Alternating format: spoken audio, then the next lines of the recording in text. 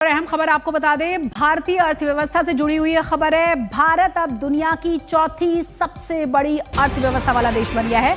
देश के नाम में बहुत बड़ी कामयाबी है। नीति आयोग के सीईओ हैं वी.वी.आर. सुब्रमण्यम। उन्होंने कहा है कि जापान को पीछे छोड़कर भारत चौथी बड़ी अर्थव्यवस्था वाला देश बन गया है। ताजा आंकड़ों के मुताबिक अमेरिका सबसे बड़ी अर्थव्यवस्था वाला देश है। दूसरे नंबर पर है चीन, तीसरे नंबर पर है जर्मनी और अब चौथे नंबर पर है भारत। जी हां, नीति आयोग के सीईओ ने आईएमएफ के आंकड़ों का हवाला देते हुए इस जानकारी को साझा किया है। तो इस वक्त की बड़ी और अहम खबर और बहुत ही अच्छी खबर हम आपको बता रहे हैं। जापान को पीछे छोड़कर भारत बन गया है पूरी दुनिया की चौथी बड़ी अर्थव्यवस्था। We are the fourth largest economy as I speak. We are a $4 trillion economy as I speak. And this is not my data, this is IMF data. India today is larger than Japan. So it's only the United States, China and Germany which are larger. And if we stick to what is being planned, what is being thought through, it's a matter of another 2.5 to 3 years, we would become the third largest economy.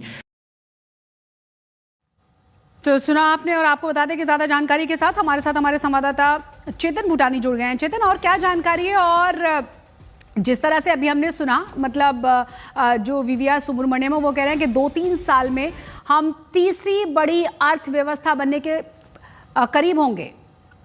जी बिल्कुल, देखिए India अब दुनिया की तीसरी सबसे बड़ी economy बन चुकी है। चाइना और अमेरिका और जर्मनी के बाद इंडिया अब चौथे नंबर पे आ चुकी है ऑफिशियली। देखिए इसके 2-3 कारण हैं जो हम लोग अगर इस पर डिकोड करें तो अभी देखेंगे आरबीआई ने रिकॉर्ड डिविडेंड सरकार को दिया लगभग 2,70,000 करोड़ रुपए का। इसका मतलब ये है कि इंडिया की बैंकिंग व्यवस्था बहुत हेल्दी है। इससे क्या होगा कि कॉर्पोरेट और आम आदमी के पास ज्यादा पैसा होगा लोन लेने के लिए, जिसकी वजह से बैंकिंग सेक्टर और दुरुस्त होगा। अभी जॉब सेक्टर डेटा देखेंगे अगर हम, तो जॉब सेक्टर डेटा में भी काफी अच्छी जॉब एडिशन हो रही है सरकार द्वारा। तीसरी चीज अगर हम देखें शहीद जी, अगर तीसरी देखी जाए तो जो इन्फ्लेशन लेवल है, सरकार ने फूड इन्फ्लेशन, खाने पदार्थ के फूड इन्फ्लेशन को भी सरकार ने काफी कंट्रोल में रखा हुआ है।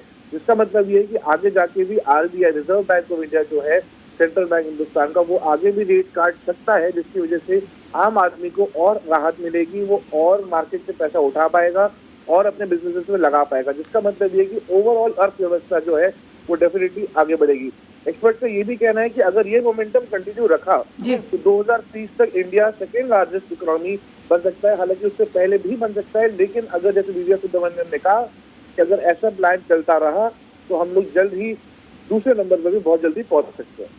बहुत बहुत शुक्रिया चेतन भूटानी इस तमाम जानकारी के लिए। तो नीति आयोग की तरफ से साफ किया गया है, आईएमएफ के आंकड़ों के आधार पर बताया गया है कि भारत जापान को पीछे छोड़कर अब पूरी दुनिया की चौथी सबसे बड़ी अर्थव्यवस्था बन गया है।